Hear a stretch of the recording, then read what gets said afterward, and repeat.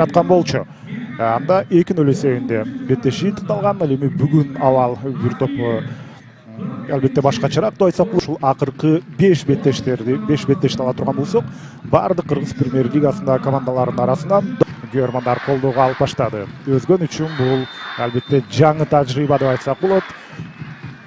Ошентип оюн башталды, урматтуу көрөрмандар. Эфирге кийинчерээк кошулгандар үчүн эсиңдерге салып өтөлү. Ошонун алкагында мына көптөгөн стадиондор салынууда. Бүгүн ошентип өзгөн мына көз жоосун алган сонун стадионго ие болуп отурат. Жана Ромарио, азыр Ромариону кармап койду.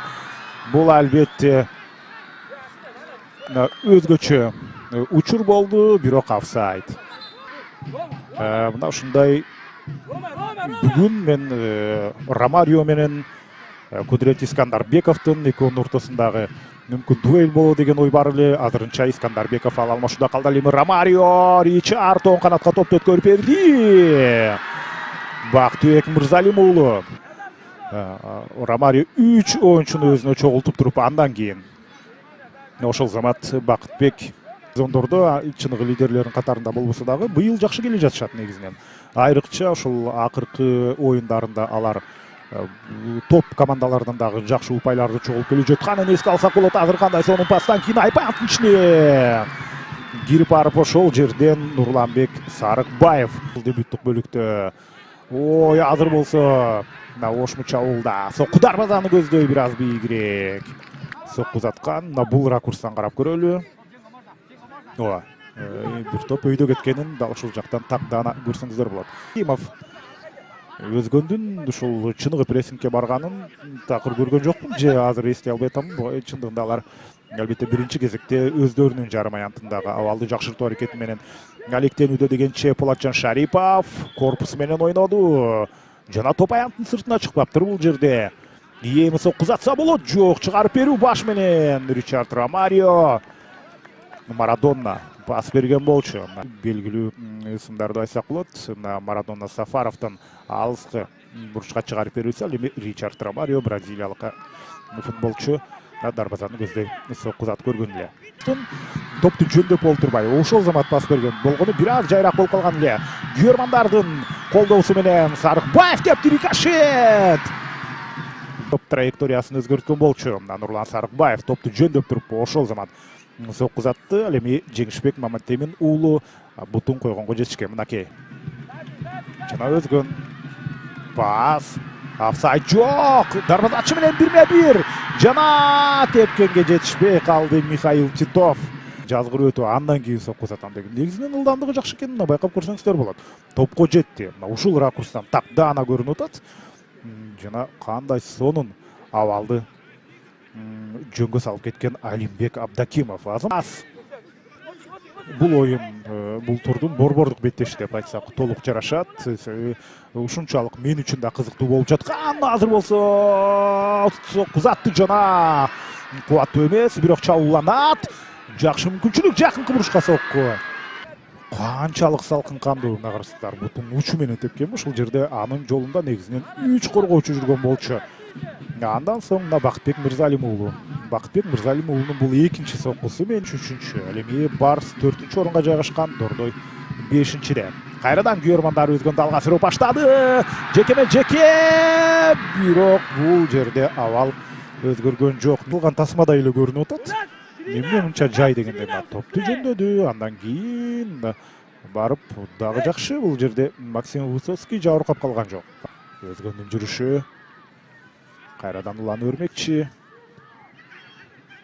Бири-бирине жакын туруп алып пас бергенден кийин кайрадан азыр сокку тирөөчкө тийип кайткандай болду. Алгачкы голдун автору болгонго өтө жакын болду мына.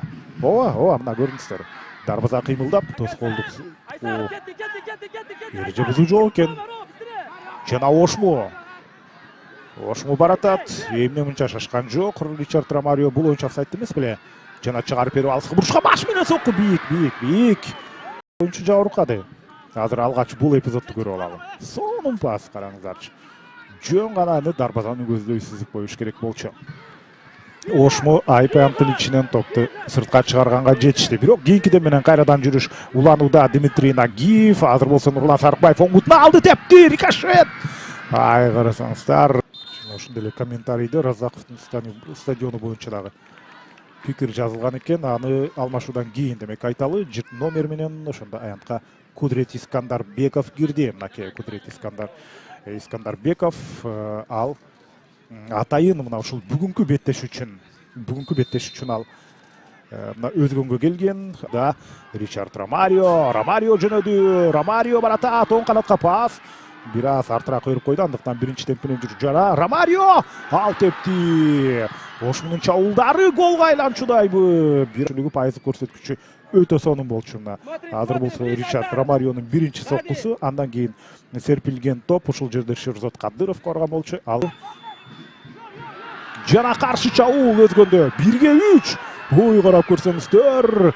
Жана азырынча оң канатка ачык оюнчулар бар. Жана сокку Зайт, гол! Ошму командасы Бакытбек Мирзалим уулунун голу менен эсепти ачты. Физик менен каршы чабуул орун алып кетти. Албетте Ричард деле ачык болчу. Ричард 14-чү голун киргизмек, бирок иш жүзүндө көрдүңүздөр эми. Ага караганда жакшыраак позицияда дал ушул Бакытбек Мирзалим уулу болуп калды. Жана ал албетте жекеме-жекени идеалдуу голго айланты. Өзгөн ошентип өз стадионунда гол өткөрүп алып отурат. Арткы фондон байкап көрсөңүздөр, гол болгондо кээ бир көрөрмандардын сүйүнгөнүн көрсөк болчудай. Демек ошмунун да көрөрмандары жок эмес сыяктуу дегенче, мына бул ракурстан көрдүңүздөр. Жакынкы бурчка ишенимдүү сол буту менен соккуну узатып кеткен. Азыр оюн таласында футболчулардын саны бирдей. Офсайд жок болсо кандай бул жерде? Идеалдуу жекеме-жеке, өтө жай баратат, өттү, жана тепти. Бир албай калганына кейип атат го дейм. Ушунчалык жай кыймылдады. Баган жок болгону. Мына карасаңыздар, бул азыр болсо баш менен калтырды. Тепкенге киши барбы? Ох, тирөөчкө тийип кайтты.